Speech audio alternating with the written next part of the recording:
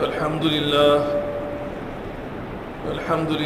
نحمده ونستعينه ونستغفره ونعوذ بالله من شرور أنفسنا ومن سيئات أعمالنا. من يهده الله فلا مضل له ومن يضلل فلا هادي له، وأشهد أن لا إله إلا الله وحده لا شريك له، وأشهد أن محمدًا عبده ورسوله. أما بعد، فإن خير الحديث كتاب الله، وخير الهدي هدي محمد صلى الله عليه وسلم، وشر الأمور محدثاتها، وكل محدثة بدعة، وكل بدعة ضلالة، وكل ضلالة في النار. فأعوذ بالله السميع العليم من الشيطان الرجيم. بسم الله الرحمن الرحيم. فلا وربك لا يؤمنون حتى يحكموك فيما شجر بينهم، ثم لا يجدوا في أنفسهم حرجا مما قضيت ويسلموا تسليما.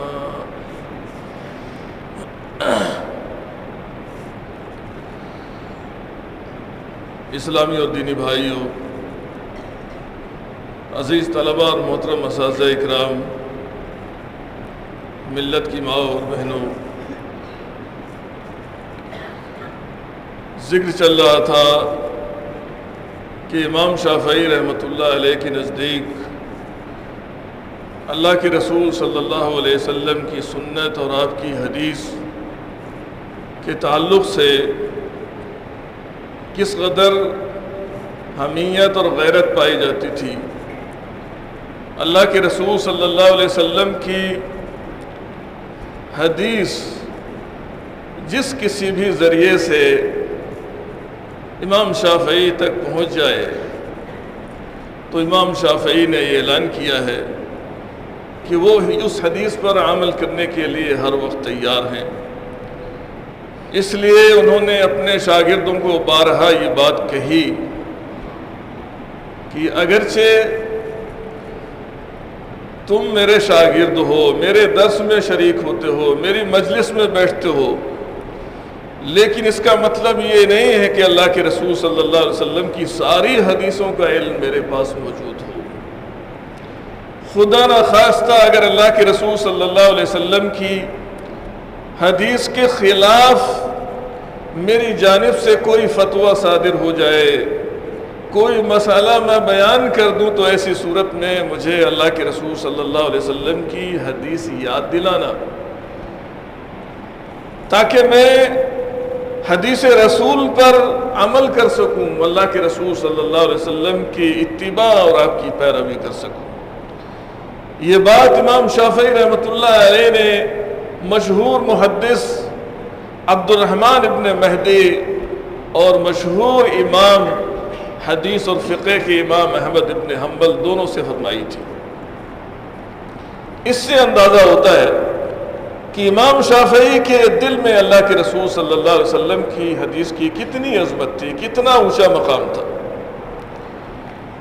اسی تعلق سے کچھ اور اقوال ہیں امام شافعی رحمۃ اللہ علیہ کے اس سلسلے میں، جن سے آپ اندازہ کریں گے کہ اس امام نے اللہ کے رسول صلی اللہ علیہ وسلم کی سنتوں کو، آپ کی حدیثوں کو زندہ کرنے کی کس حد تک کوشش کی ہے، اور ہر محاذ پر اور ہر موقع سے یہ تاکید فرمائی ہے کہ کسی بھی حال میں اللہ کے رسول صلی اللہ علیہ وسلم کی سنت کا دامن کسی مومن سے نہ چھوٹنے پائے.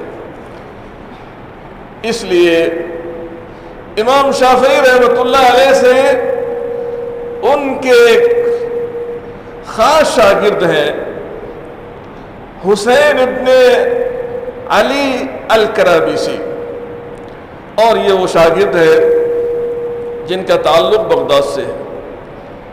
امام شافعی کا فقہ کے سلسلے میں دو مذہب ہے، ایک قدیم اور ایک جدید۔ وہ مسائل جن کا استنباط امام شافعی رحمۃ اللہ علیہ نے بغداد میں رہتے ہوئے کیا ہے، اور دوسرا فقہی مسلک امام شافعی کا ہے جس کو جدید کہا جاتا ہے، جس کا استنباط امام شافعی رحمۃ اللہ علیہ نے مصر میں جا کر کیا ہے۔ چونکہ مصر پہنچنے کے بعد امام شافعی رحمۃ اللہ علیہ کو اللہ کے رسول صلی اللہ علیہ وسلم کی وہ بہت ساری حدیثیں پہنچیں جو بغداد میں رہتے ہوئے نہیں پہنچ سکی تھیں، لہذا امام شافعی کے اجتہاد میں تبدیلی ہو گئی۔ اس لیے ان کے یہ شاگرد قدیم فقہی مسلک کی روایت کرنے والے ہیں، بغداد کے رہنے والے ہیں، اپنے امام کے سلسلے میں ذکر کرتے ہیں۔ امام شافعی رحمۃ اللہ علیہ نے فرمایا ہے، کہتے ہیں کل متکلم علی الکتاب والسنہ فہو الجد وما سواہ فہو ہذیان۔ امام شافعی رحمۃ اللہ علیہ نے ان لوگوں کی تردید کرتے ہوئے جو لوگ اسلامی عقائد کو منطق اور فلسفے سے ثابت کرنے کی کوشش کرتے ہیں، قرآن اور حدیث سے ہٹ کر عقائد کے مسائل کو منطق اور فلسفے کی روشنی میں ثابت کرنے کی کوشش کرتے ہیں، ان لوگوں کی تردید کرتے ہوئے امام شافعی فرماتے ہیں ہر وہ شخص جو کتاب اللہ اور سنت رسول کے مطابق گفتگو کرے، بات چیت کرے، یعنی اس کی رائے، اس کا اجتہاد، اس کی گفتگو، اس کی بات چیت کتاب اللہ اور سنت رسول کے موافق ہو، تو ایسی صورت میں کہتے ہیں فہو الجد، وہی حقیقت ہے، وہی دین ہے، وہی شریعت ہے۔ کوئی بھی گفتگو کرنے والا ہو، چاہے عقیدے کے مسائل بیان کیے جائیں یا نماز کے مسائل بیان کیے جائیں، روزے کے، حج کے، زکوٰۃ کے اور زندگی کے بہت سارے گوشے ہیں، کوئی بھی مسئلہ بیان کیا جائے، لیکن یہ دیکھنا ہوگا کہ بیان کرنے والا قرآن اور حدیث کے مطابق گفتگو کر رہا ہے یا قرآن و حدیث کے مطابق گفتگو نہیں کر رہا ہے۔ اگر گفتگو کرنے والے کی بات قرآن و حدیث کے موافق ہے، مطابق ہے، تو وہ تو حقیقت ہے، اس میں کوئی شبہ نہیں ہے۔ اور اس کے بعد کہتے ہیں کہ وما سواہ فہو ہذیان، اور اس کے علاوہ جو کچھ ہے، قرآن و حدیث کے علاوہ جو کچھ ہے، کہتے ہیں کہ وہ بکواس ہے، فضول باتیں ہیں، لا یعنی باتیں ہیں۔ لہذا کوئی بھی شخص دین کے سلسلے میں اگر گفتگو کرتا ہے، دین کا کوئی مسئلہ بیان کرتا ہے، ہمیں یہ دیکھنا ہوگا کہ یہ اس کی گفتگو، اس کی بات چیت قرآن اور حدیث کے مطابق ہے یا نہیں ہے۔ امام شافعی رحمۃ اللہ علیہ نے اپنے شاگردوں کو یہ بات سمجھائی، اور اپنے شاگردوں کے واسطے سے بعد میں آنے والے تمام لوگوں کو، تمام مسلمانوں کو یہ بات سمجھائی ہے امام شافعی نے کہ جو بھی بات کی جائے اس کے سلسلے میں یہ دیکھا جائے، اس کو جانچا جائے، پرکھا جائے قرآن و حدیث کے مطابق ہے یا نہیں ہے۔ قرآن و حدیث کے مطابق ہے تو اس پر عمل کیا جائے گا، ورنہ عمل نہیں کیا جائے گا۔ امام شافعی رحمۃ اللہ علیہ کے نزدیک اللہ کے رسول صلی اللہ علیہ وسلم کی سنت کی یہ حیثیت تھی۔ اور اسی تعلق سے ایک اور شاگرد ہے امام شافعی رحمۃ اللہ علیہ کے، ربیع ابن سلیمان۔ ربیع ابن سلیمان کہتے ہیں سمعت الشافعی یقول، میں نے امام شافعی کو فرماتے ہوئے سنا ہے، وقد قال له رجل تاخذ بهذا الحديث۔ امام شافعی نے یہ بات اس وقت کہی تھی کہ ایک شخص نے امام شافعی سے یہ پوچھا اتاخذ بهذا الحديث یا ابا عبداللہ، کوئی مسئلہ دریافت کیا ہوگا امام شافعی رحمۃ اللہ علیہ سے، اور امام شافعی نے اس مسئلے کی دلیل اللہ کے رسول صلی اللہ علیہ وسلم کی حدیث ذکر کر دی، بیان کر دی۔ لہذا یہ شخص کہتا ہے امام شافعی سے کہ کیا آپ اس حدیث کو لیں گے؟ جو حدیث آپ نے بیان کی ہے، آپ خود اس پر عمل کرنے کے لیے تیار ہیں یا نہیں ہے؟ یہ حدیث صرف میرے لیے بیان کی جا رہی ہے یا آپ بھی اس حدیث پر اللہ کے رسول کی عمل کریں گے یا نہیں کریں گے؟ امام شافعی رحمۃ اللہ علیہ سے یہ بات ایک شخص نے کہی. امام شافعی رحمۃ اللہ علیہ کا جواب سنیے کیا کہتے ہیں. فقال متى رويت عن رسول الله صلی اللہ علیہ وسلم حدیثا صحیحا ولم آخذ به فاشهدكم ان عقلی قذاب. کہتے ہیں کہ یاد رکھو، جب میں اللہ کے رسول صلی اللہ علیہ وسلم سے کوئی صحیح حدیث بیان کروں اور میں اس پر خود عمل نہ کروں، گویا کہ قول اور فعل میں امام شافعی رحمۃ اللہ علیہ کے تضاد پایا جاتا ہو کہ آپ حدیث بیان تو کر رہے ہیں لیکن اس پر خود عمل کرنے کے لیے تیار نہیں ہے. کیا آپ کسی صاحب عقل کے سلسلے میں جس کے ہوش و حواس ٹھیک ہو یہ تصور کر سکتے ہیں کہ اللہ کے رسول صلی اللہ علیہ وسلم کی حدیث سنائی جائے، بیان کی جائے، بتلائی جائے اور انسان ٹھیک ٹھاک حالت میں ہے اور وہ اللہ کے رسول کی حدیث پر عمل نہ کرے؟ ممکن ہے ایسا؟ امام شافعی کہتے ہیں کہ میرے سلسلے میں اگر یہ بات کسی کو معلوم ہو جائے کہ میں نے کوئی حدیث بیان کی ہے لیکن میں نے عمل نہیں کیا ہے اس حدیث پر، تو یاد رکھنا فَأُشْهِدُكُمْ أَنَّ عَقْلِي قَذَّابٌ، میں تمہیں گواہ بنا کر کہتا ہوں کہ میری عقل چلی گئی، میں مجنون اور پاگل ہو گیا ہوں. مجھے عقل مند نہ سمجھنا، مجھے مجنون سمجھنا جس سے شریعت کے سارے احکام اٹھا لیے جاتے ہیں. انسان کی عقل کام نہ کرے، پاگل ہو جائے، اس پر فرائض و واجبات عائد نہیں ہوتے ہیں. لیکن آپ تصور کیجئے کہ ہم میں سے کتنے ایسے لوگ ہیں جو اپنے آپ کو زمانے کا سب سے دانا اور سب سے عقل مند انسان تصور کرتے ہیں. کب؟ اس وقت جب اللہ کے رسول صلی اللہ علیہ وسلم کی حدیث کی غلط تعویل پیش کرتے ہیں، اس کو ٹھکرا دیتے ہیں، اس کو ماننے کے لیے تیار نہیں ہے. سالہ سال ایسے لوگوں نے حدیث پڑھنے اور پڑھانے میں گزار دیے اور یہی کرتے رہے، یہی کام انہوں نے کیا ہے کہ یہ حدیث اس کی تعویل کی جائے گی چونکہ ہمارے مسلک کے امام کے خلاف ہے. اور ایسے لوگ اپنے آپ کو عقل مند سمجھتے رہے، دانش مند سمجھتے رہے. امام شافعی کہتے ہیں کہ جو شخص ہوش و حواس رکھتے ہوئے اللہ کے رسول صلی اللہ علیہ وسلم کی حدیث کو ٹھکرا دے وہ عقل مند نہیں ہو سکتا، اس کی عقل ٹھکانے نہیں ہے، اس کو دیوانہ اور مجنون تصور کیا جائے. ایسے لوگ علماء کے دائرے میں تو دور کی بات ہے، مجنون ہے، پاگل ہے، دیوانے، یہ ان کی طرف سے عذر پیش کیا جا سکتا ہے. لیکن افسوس کی بات ہے اس امت میں کتنے ایسے لوگ ہیں جو مسلک کے نام پر اللہ کے رسول صلی اللہ علیہ وسلم کی کتنی حدیثوں کو ٹھکرا دیتے ہیں. یہ امام شافعی کے نزدیک اللہ کے رسول صلی اللہ علیہ وسلم کی سنت کا مقام اور اس کی حیثیت ہے.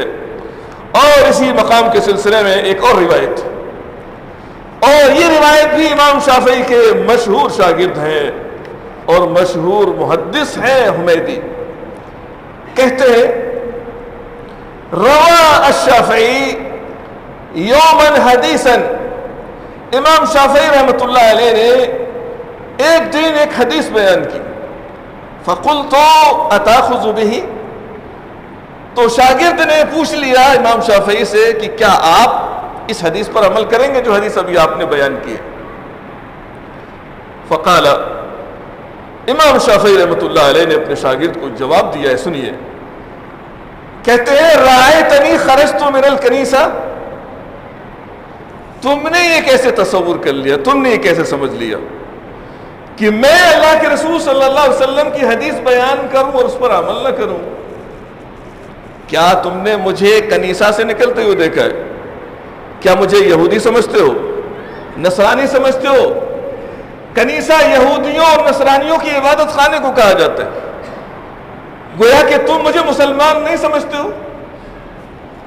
امام شافعی رحمۃ اللہ علیہ نے اپنے شاگرد سے کہا کہ تمہارے دل میں کیسے یہ بات آئی، تم نے کیسے یہ سوچ لیا کہ شافعی ایک حدیث روایت کرے اور شافعی اس حدیث پر عمل نہ کرے؟ یہ تمہارے دماغ میں یہ بات کیسے آئی ہے؟ کیا مجھے یہودی سمجھتے ہو یا نصرانی سمجھتے ہو؟ اور آگے کہتے ہیں آؤ زنار یا میرے جسم پر کوئی ایسی علامت ہے, نشانی ہے یہودی ہونے کی یا نصرانی ہونے کی. زنار یہ یہودیوں یا نصرانیوں کی پہچان یا علامت کے طور پر وہ کمر میں ایک رسی کہہ لیجئے, پیٹی کہہ لیجئے, بیلٹ کہہ لیجئے, اور خاص طور سے اس زمانے میں جب اہل کتاب یہود اور نصارہ مسلمانوں کی حکومت میں جزیہ دے کر رہتے تھے تو ان کی یہ علامت تھی, ان کی یہ پہچان تھی. امام شافعی نے کہا کہ تم نے یہ بات کیسے کہی کہ میں حدیث رسول روایت کروں اس پر عمل نہ کروں؟ کیا میرے یہودی اور عیسائی ہونے کی کوئی علامت, کوئی نشانی, پہچان تم میرے جسم پر دیکھی ہے؟ حتی اذا سمعت عن رسول اللہ صلی اللہ علیہ وسلم حدیثا لا اقول به, یہاں تک کہ میں اللہ کے رسول صلی اللہ علیہ وسلم سے کوئی حدیث سنوں اور میں اس کا قائل نہ ہو جاؤں, میں اس پر عمل نہ کر سکوں, یہ کیسے ہو سکتا ہے؟ گویا کہ امام شافعی کے نزدیک حدیث رسول کو ٹھکرانا یہ معمولی بات نہیں تھی, یہ ایمان اور کفر کا مسئلہ ہو گیا. امام شافعی رحمۃ اللہ علیہ کے نزدیک اتنا آسان مسئلہ نہیں ہے اللہ کے رسول کی حدیثوں کو ٹھکرا دینا, اور ہمیں سوچنا چاہیے ہم اگر ایسے رویے میں مبتلا ہیں, ہمارے یہاں اگر ایسی روش ہے مسلکی تعصب کی وجہ سے, ہمیں غور کرنا چاہیے. اور امام شافعی نے یہ بات اپنی طرف سے نہیں کہی ہے کہ یہ ایمان اور کفر کا مسئلہ ہو سکتا ہے, قرآن نے یہ بات کہی ہے. میں نے جو آیت کریمہ تلاوت کی ہے اس میں یہی بات بیان کی گئی ہے, فلا وربک لا یؤمنون, تیرے رب کی قسم ہے, اللہ رب العزت فرما رہا ہے کہ یہ سارے لوگ مومن نہیں ہو سکتے, صحیح معنی میں مومن نہیں ہیں یہ لوگ, حتی یحکموک فیما شجر بینہم, جب تک یہ لوگ اپنے تمام اختلافات میں اللہ کے رسول صلی اللہ علیہ وسلم کو فیصل اور حکم نہ سمجھ لیں, جج تصور نہ کر لیں. جو بھی اختلاف ہو وہ اختلاف اللہ کے رسول صلی اللہ علیہ وسلم کی زندگی میں آپ کے پاس لے کر آئے, اللہ کے رسول جو فیصلہ فرما دے اس پر ایمان لے آئیں, اس کو تسلیم کر لیں مکمل طور سے. اور اللہ کے رسول صلی اللہ علیہ وسلم اس وقت دنیا میں موجود نہیں ہے تو ہمارے جو اختلافی مسائل ہیں ان کا فیصلہ کہاں ہوگا؟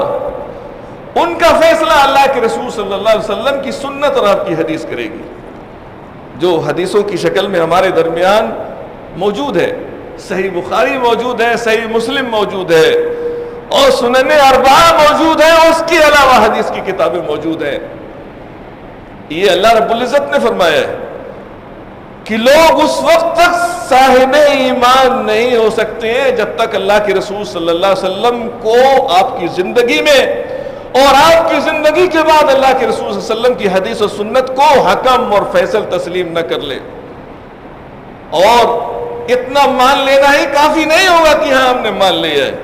کچھ لوگ اللہ کے رسول کی حدیث کو مان تو لیتے ہیں لیکن دل میں کسک باقی رہتی ہے, گھٹن محسوس کرتے ہیں کہ ہم نے امام صاحب کے خلاف کے بعد, امام صاحب کے فتوے کے خلاف کیسے اس پر عمل تو کر لیا ہے لیکن دل مطمئن نہیں ہے. کہتے کہا حتی یحکموک فیما شجر بینہم ثم لا یجدوا فی انفسہم حرج, اللہ کے رسول کا فیصلہ آ جانے کے بعد, حدیث رسول آ جانے کے بعد دل میں کوئی تنگی, کوئی گھٹن نہیں ہونی چاہیے.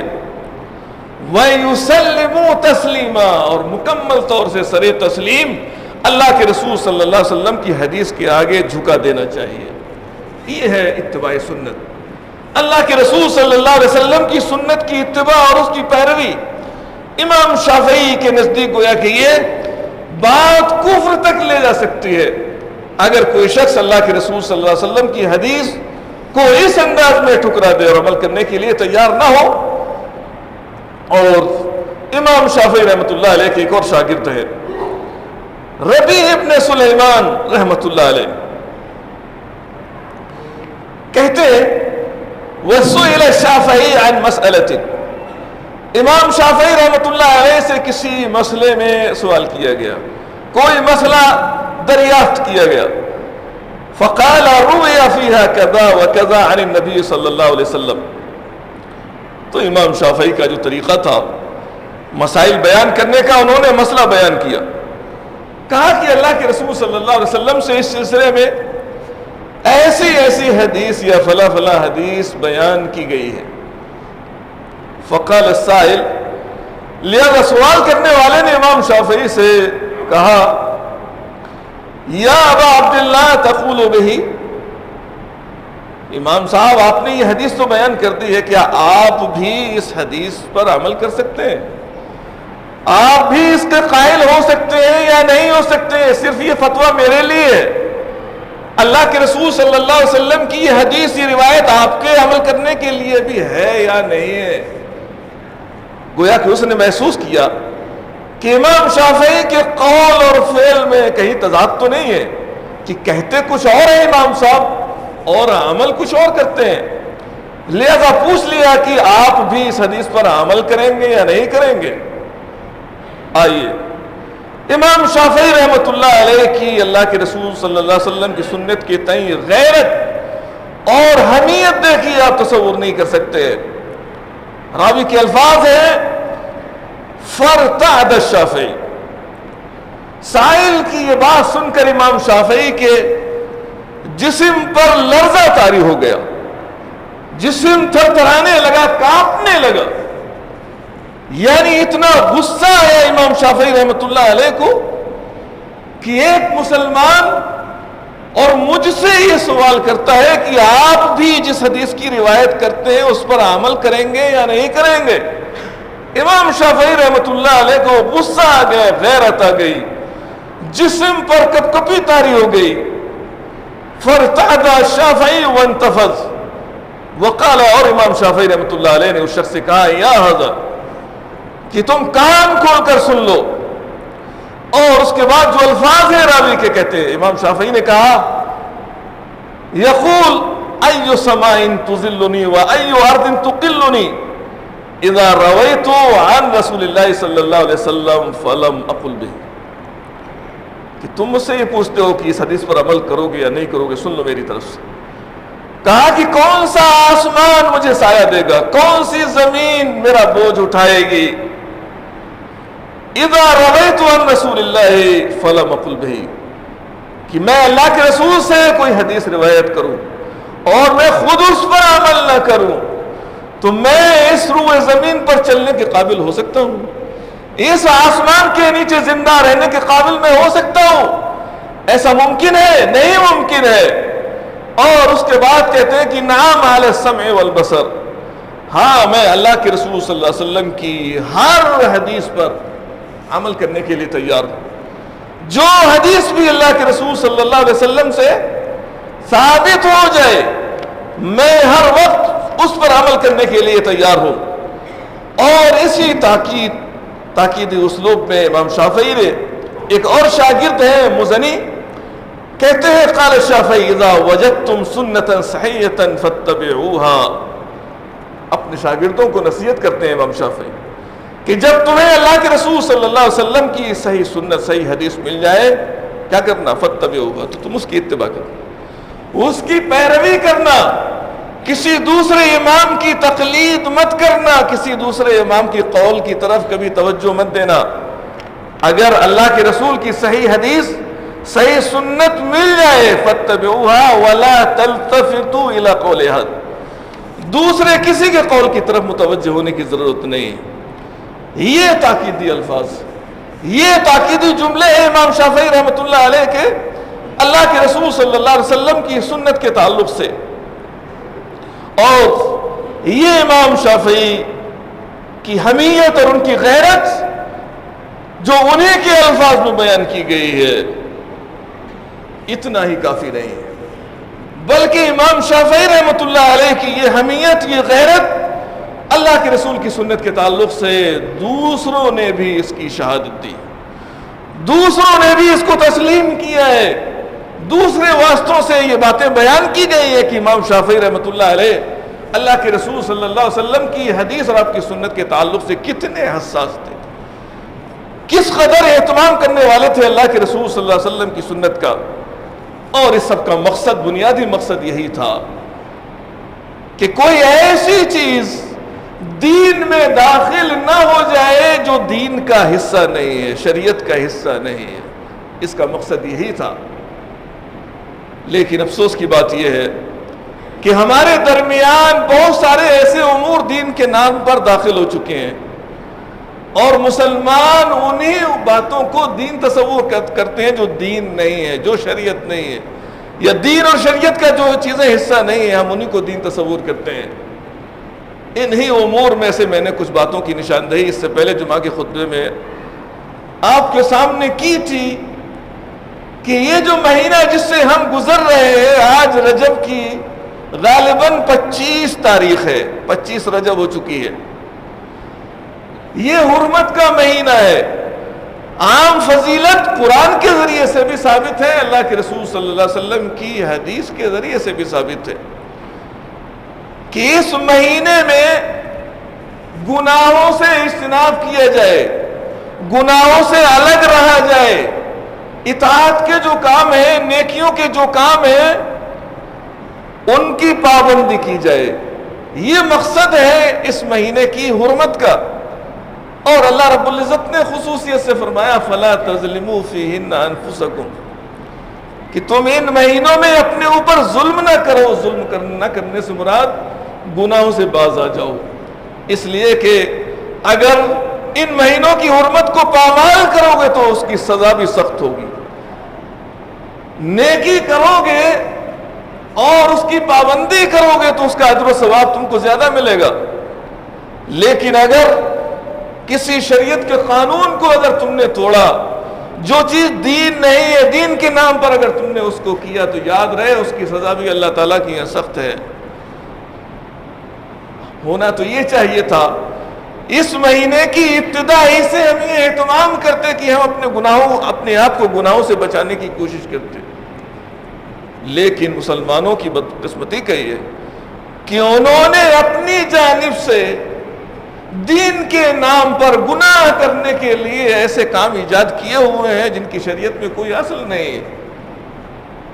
لہذا اسی مہینے کی ابتدا ہمارے یہاں قبروں پر عرس اور میلوں سے ہوتی ہے، یا کسی صحابی کی وفات ہے، جو لوگ صحابہ سے عداوت رکھتے ہیں وہ جشن مناتے ہیں، خوشی مناتے ہیں، لیکن سنی بھی اس جشن میں خوشی میں شریک ہوتے ہیں۔ صحابی رسول کی وفات پر جشن مناتے ہیں، تہوار مناتے ہیں، تقریبات منائی جاتی ہیں۔ ایک اور تقریب ہے جو دین کے نام پر منائی جاتی ہے، شریعت کے نام پر منائی جاتی ہے، اور وہ 27 رجب کو منائی جاتی ہے، جسے مسلمان شب معراج کے نام سے یاد کرتے ہیں۔ آج کا اخبار میں نے نہیں دیکھا ہے، لیکن اس سے پہلے کے جو اخبارات میں نے دیکھے ہیں، ان اخبارات میں باقاعدہ یہ ہیڈنگ ہے، عنوان ہے،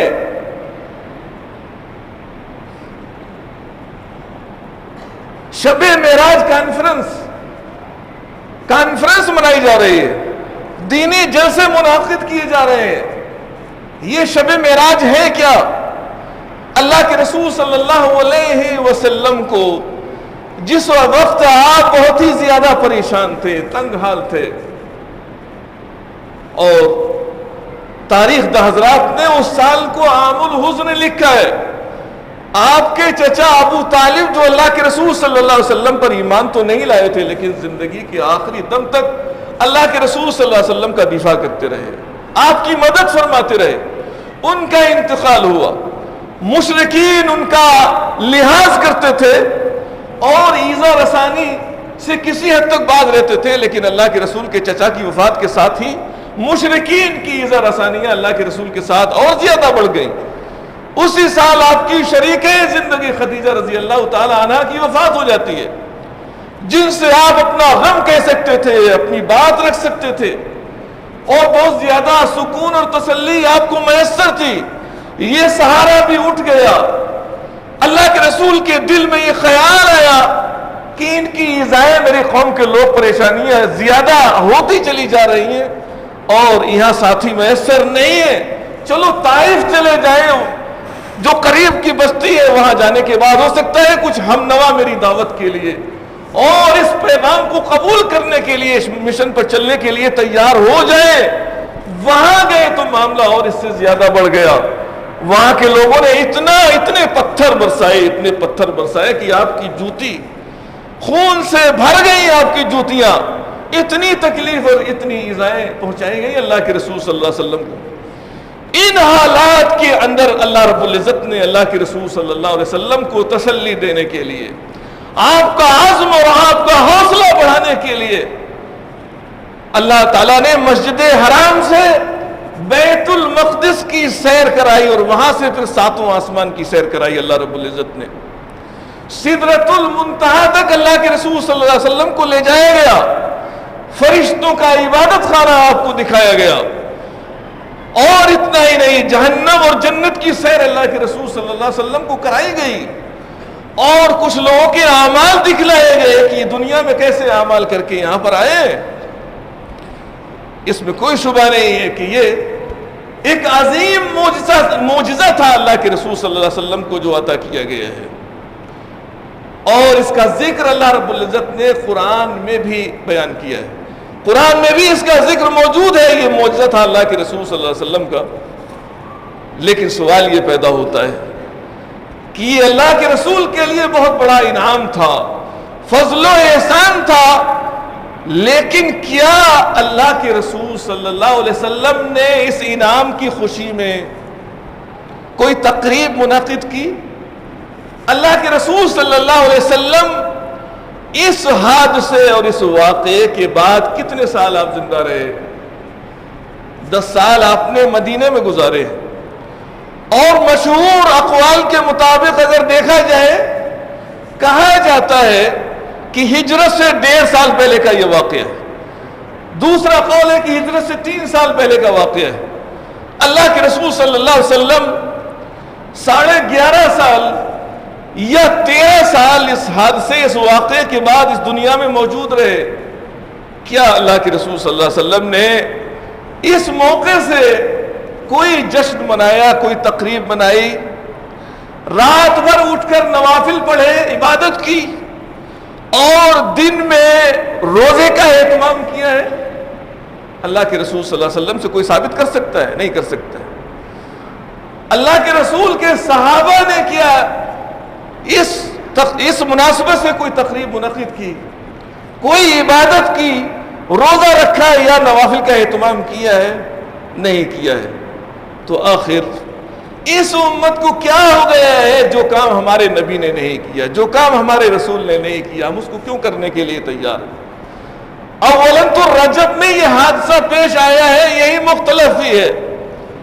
بعض مورخین یا مفسرین کہتے ہیں ایک قول تو رجب کا ہے، دوسرا قول ہے رمضان میں یہ حادثہ پیش آیا ہے، تیسرا قول ہے شوال میں پیش آیا ہے، چوتھا قول ہے ربیع الاول میں، پانچواں قول ہے ربیع الثانی میں، چھٹا قول ہے ذی القعدہ میں۔ 6 مہینے، ان 6 مہینوں میں اس واقعے کے رونما ہونے کی بات کہی گئی ہے، اور ہجرت سے کتنے پہلے یہ واقعہ پیش آیا ہے، اس سلسلے میں 10 اقوال ہیں مورخین کے، لیکن اس میں سب کا اتفاق ہے اس بات پر کہ یہ حادثہ ہجرت سے پہلے پیش آیا ہے۔ اللہ کے رسول صلی اللہ علیہ وسلم کو یہ معجزہ عطا کیا گیا ہے، اس میں کسی کو شک و شبہ نہیں ہونا چاہیے، لیکن تاریخ کی تعین یہ 27 رجب ہی کو پیش آیا ہے، یہ کیسے معلوم ہوا آپ کو جب اس کی تعین کے سلسلے میں اختلاف پایا جاتا ہے؟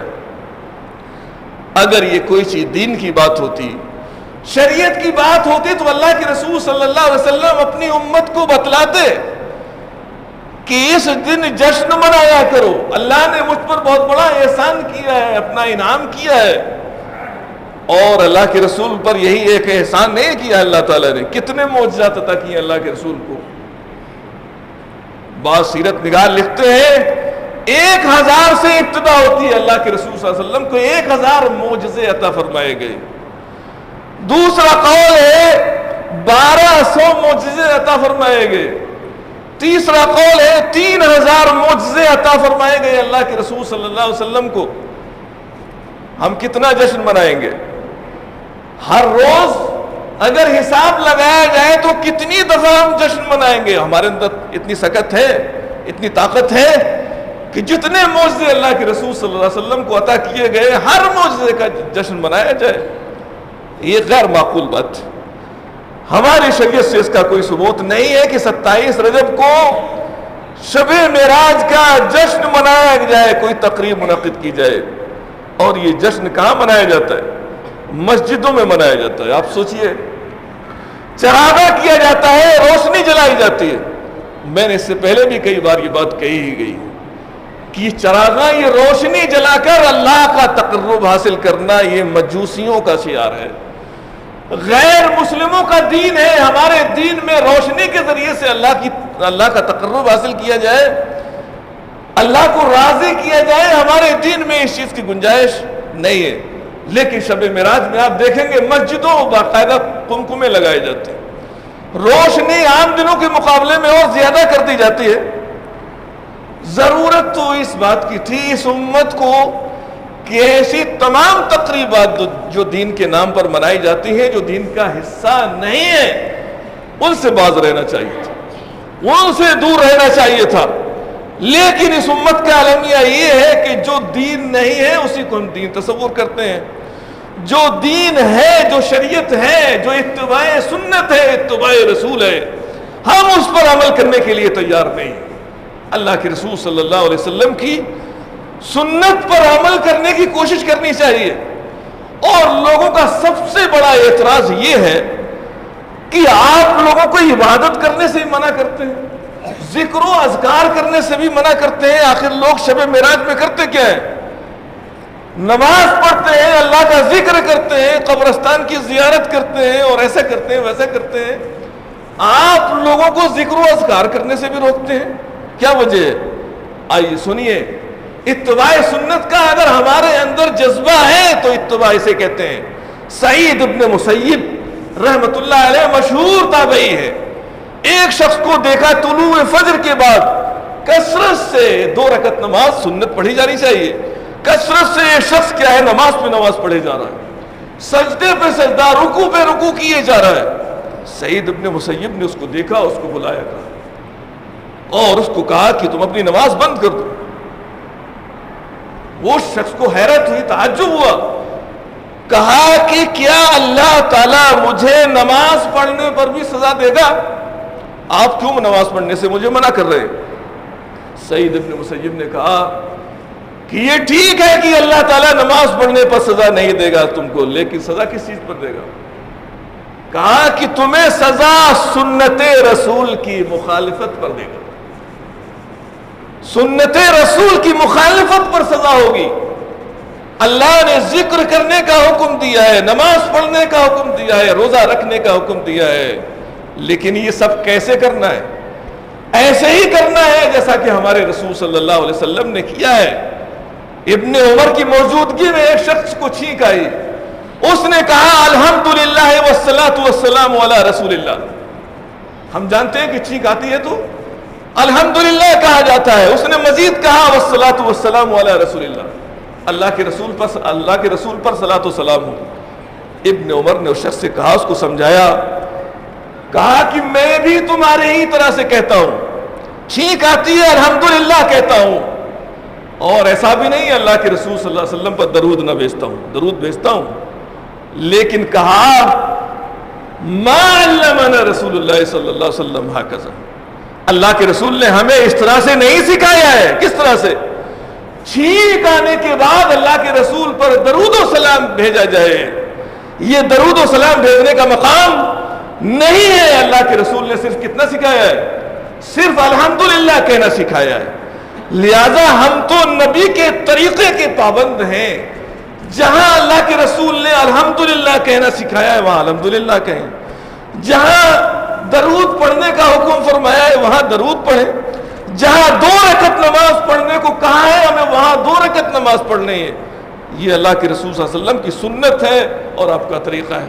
اللہ تعالیٰ سے دعا ہے کہ اللہ تعالیٰ ہم تمام مسلمانوں کو اللہ کے رسول صلی اللہ علیہ وسلم کی سنت اور آپ کے طریقے پر چلنے کی توفیق عطا فرمائے، اور جو چیزیں دین کے نام پر کی جاتی ہیں ان کو بدعات کہنا چاہیے، اللہ تعالیٰ ہمیں ان ساری بدعات سے دور فرمائے۔